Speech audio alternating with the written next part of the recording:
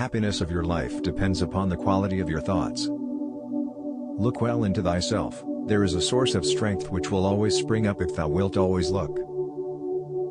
Look well into thyself, there is a source of strength which will always spring up if thou wilt always look. Do not indulge in dreams of having what you have not, but reckon up the chief of the blessings you do possess, and then thankfully remember how you would crave for them if they were not yours. The object of life is not to be on the side of the majority, but to escape finding oneself in the ranks of the insane.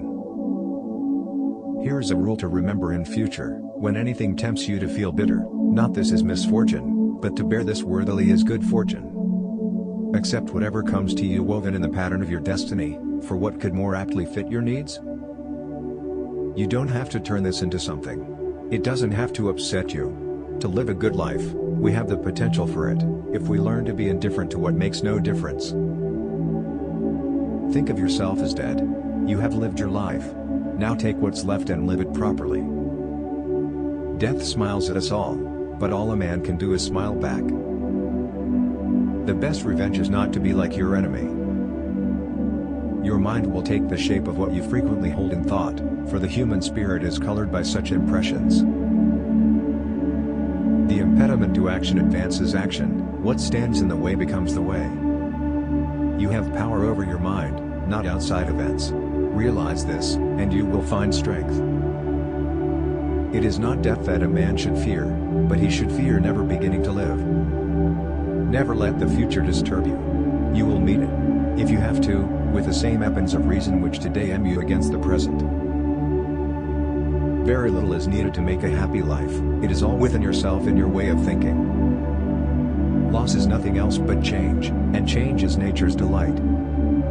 A man's true delight is to do the things he was made for. The happiness of your life depends upon the quality of your thoughts. Perfection of character is this: to live each day as if it were your last, without frenzy, without apathy, without pretense. The object of life is not to be on the side of the majority, but to escape finding oneself in the ranks of the insane. How much more grievous are the consequences of anger than the causes of it? For it is in your power to retire into yourself whenever you choose.